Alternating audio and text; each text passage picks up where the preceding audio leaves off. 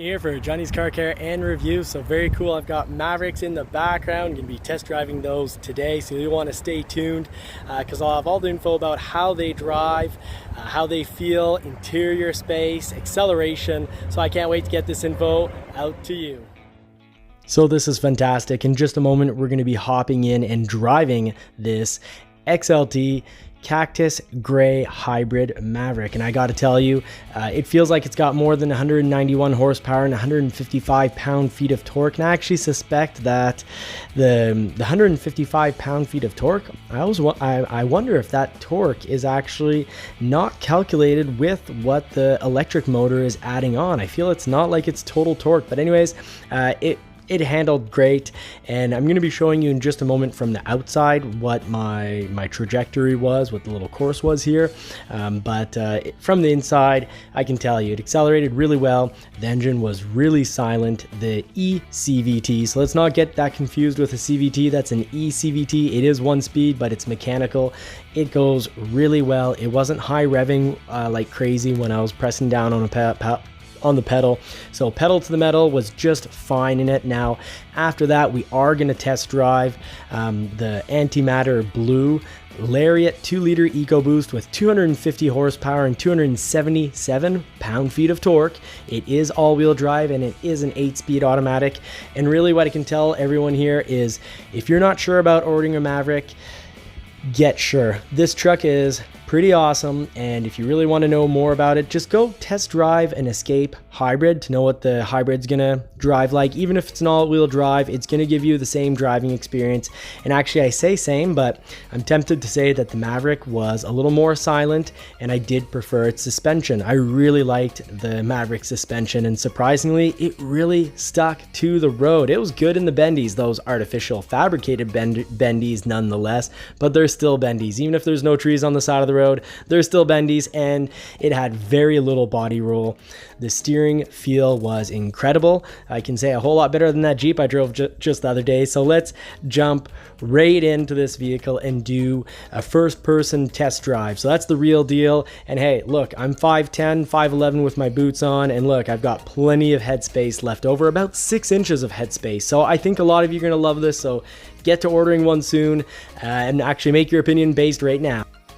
So that hot pepper red Maverick just did the simulated potholes like we're about to do. And right now, down, you can see it's making a full stop. And it's just, you know, we're going to be practicing the turning radius on this. You'll see that in just a moment. But the turning radius on the Maverick is really good. It turns quite sharply for a truck, and the steering wheel feel is actually really good because it has electronic power assisted steering, meaning that the ratios in the steering, well, the ratios between the steering wheel and the wheels adapts to the speed you're going. So even at slow speeds like that, it goes great. So let's just simulate these potholes here. So good solid suspension on the potholes. Do a full stop. And let's simulate that turning radius. Now, I really like the electronic power assisted steering with its ratios that adapt to your speed, because it's giving you the best of both worlds at both high speed and low speed. The truck has no issues getting into a 6'3" space, so underground garages won't be an issue at all. There, here you have a bit of a slalom test. This was actually quite fun, and the vehicle is really well put together. It really stuck through those corners really well, next to no body roll. Some sharp cornering here. Body roll. Now this is the hybrid. I'm going to do it faster in the 2-liter EcoBoost, but the hybrid was actually really silent.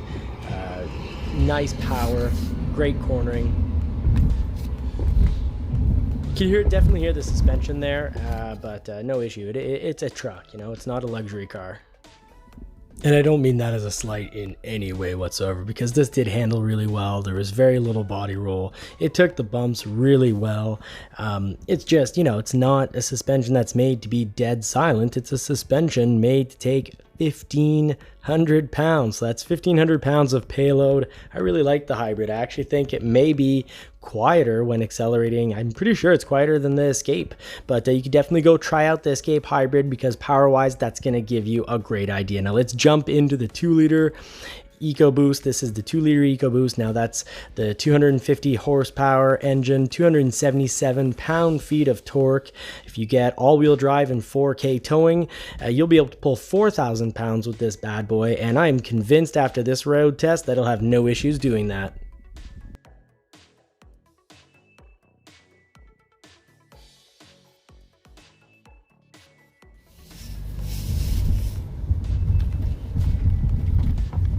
Kilometers over what represents potholes. That was nice. Let's do a full turn here. Hard turn, cramp the wheel. See the turning radius on this.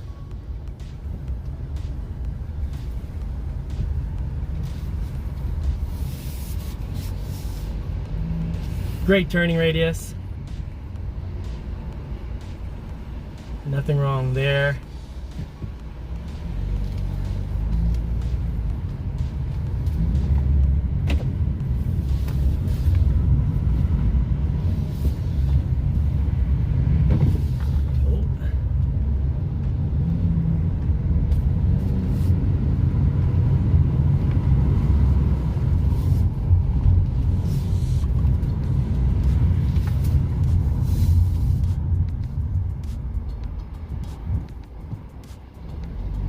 Great braking.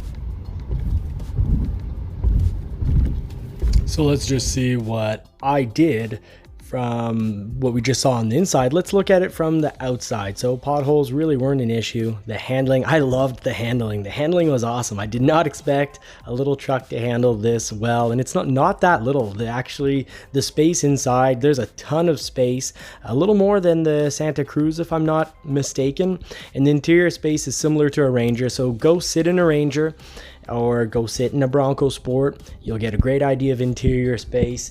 Now, if numbers are your thing, I do suggest that you look at the Ford Maverick order guide or the technical specification sheets to get all your numbers.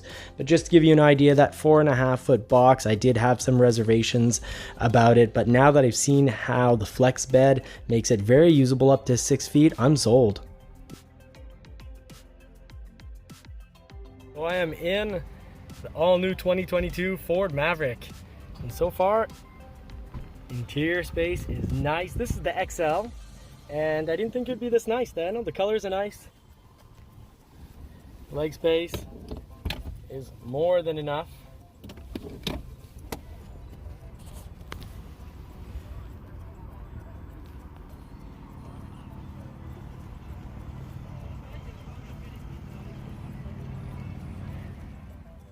Okay, so now we have the inside of the XLT, which blew me away. I liked the inside of the XL. I didn't think I'd like it with it being, you know, the black, more basic seats, but they weren't basic at all. They looked good. The XLT, the blue, some people have been worried about it and complaining about it online. I think it looks amazing. So you see the black seats here on the XL, and it was great. So let's just go over a little bit of numbers. Front headroom 40.3 inches, front legroom 42.8 inches, front shoulder room 57.3 inches, and front hip room you've got 55.4 inches. Second row headrooms. Now for that second row, 39.6 inches, second row legroom 35.9 inches, and second row shoulder room is 55.6, and second row hip room is you got 54.1 inches of space. So I don't know if that makes any sense to y'all, but I can say that I fit in there with a ton of leftover space. I had about 6 or 7 inches before my head would get to the ceiling.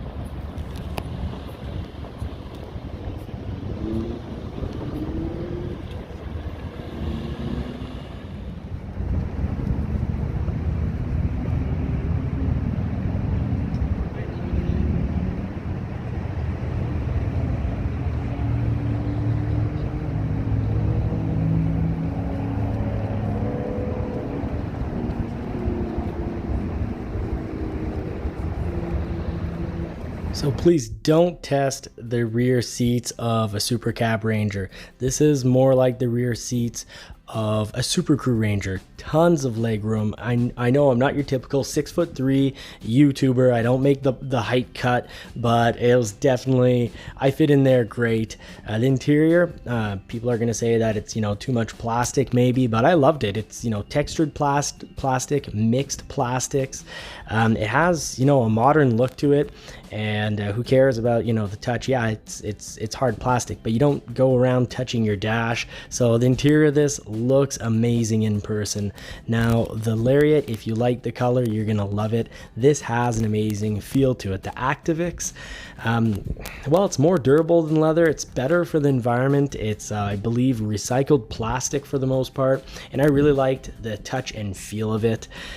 All these Mavericks were a huge surprise when it comes to interior. They were pretty awesome. I would put the pedal to the metal on one of these vehicles any day, and actually Marie-Pierre has ordered one, so in the family, you know, she's gonna have one. I'll be driving it all the time, so I'm pretty excited, and I'm really glad that I am getting to share this with you.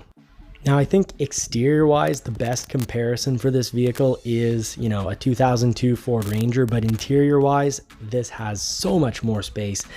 This was a great fit. You know, it's got a wheelbase of 121 inches, 121.1 inches to be precise. It's got a height of 68.7 inches. The length is 199.7 inches. The width comes in at 72.6 inches. And the curb weight, guess what? This thing's relatively light. I guessed the weight a while back, saying I thought it'd be about 3,700 pounds. Well, that's basically right where it comes in at. And if you do get the FX4 package, you will get 3 peak snowflake rated tires, meaning one set of tires year round. So huge win for the FX4 package. So I was really happy to get to pick up that information for you all. That's the FX4 right there in that cyber orange, which in person looked amazing. They're throwing a bike back into it, and you know, stay tuned, because in the next video I'm going to be showing you that I was completely wrong about the bed extender.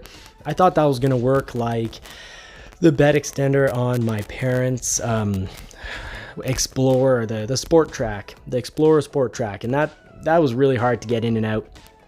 This just pops right in and out. I'm going to be buying one of these things, and I usually don't spend, you know, that much on accessories, but I'm gonna either buy it as a present for Marie-Pierre if she doesn't want to pay and dish out. But it was actually really great and super useful. I'm gonna be throwing my mountain bike in here. Hopefully I can convince Marie-Pierre to start doing that, because the mountain bike fits in real nice. The 3-position tailgate is incredible, so you can have it at, you know, closed position, half position, which is at a 45-degree angle, which allows you to have, you know, your gyps or your plywood on top of the wheel wells. So that will give you a 6-foot bed. It's got, you know, the connectivity in the back is fantastic. The LED lights were pretty cool, and the flex bed is just absolutely useful. Ford really thought this through, and the Maverick price is incredible. I think this is going to draw in a lot of people who either currently have a car or an SUV, and they're going to feel right at home, but they're going to have so much more use, versatility. I think this is going to convert a whole lot of people to Ford. So all sorts of new clients coming into Ford, and I think people who are willing to try this out are not going to be disappointed. So let's let this Ford rep, who was so kind to show me how the bed extender works. To pop it open, all you gotta do is there you go. Oh, cool. See, it's only gonna come off at 45 degrees. There you go. You can access your stuff. The tailgate also stops at 45 degrees, and which is you're gonna come here. If you have a strong thumb, you can do it with one finger. That's on my face. So I'll do that, and Oh, cool. and here too. Okay, you did that quicker than I can actually move behind you. That's fast. That's fast and easy. Cool. Well, and the cool thing about this is that it's perfect with this height. That way, if you do like a 4x8 plywood, it's completely flush. And you can actually get a lot more room for storage, or like carrying your stuff. Right on. Over here we have the 12-volt power connection. So you can do your own LED lights. Over there we have another one.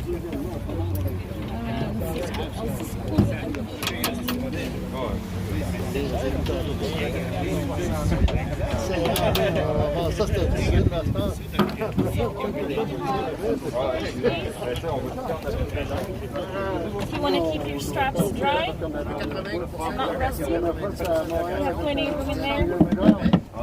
You have a lot of hooks to strap your strap. Over here, this one slides. You can just pull and lock like that. All these hooks are to make your own shelving. So you can just customize the back of your truck. Over here we have some light. It's going to come on whenever the vehicle is open, but there's also a switch and a power outlet. And this is just an example of a project that you can do yourself. It's just a piece of wood and the accessories. It took us less than 10 minutes to build it at the warehouse. And it can actually fit 3 bikes. And that's just one example of the many projects that you can do yourself to customize your Maverick. So I need to put a huge thank you to Ford and their staff. Unbelievably friendly. Ford puts a lot of money, clearly, as you can see from this video, into training the Ford staff. They want their dealers to know what's going on. They want them to know about the accessories, how they work. They give us a chance, and they spend a good amount of money making sure that, you know, your dealer is prepared and knows what they're doing. So, you know, that's if you've had a bad experience, that's not on Ford whatsoever. They're doing their job. They had the friendliest, most informative staff. They really knew what they were talking about, and I really appreciate that you've followed me along and, you know, did this road test with me. So please, you know, continue to help me out. Like and subscribe, because there'll be more videos you won't want to miss. So thanks for coming along for the ride with me, and I wish you all more cars and more power.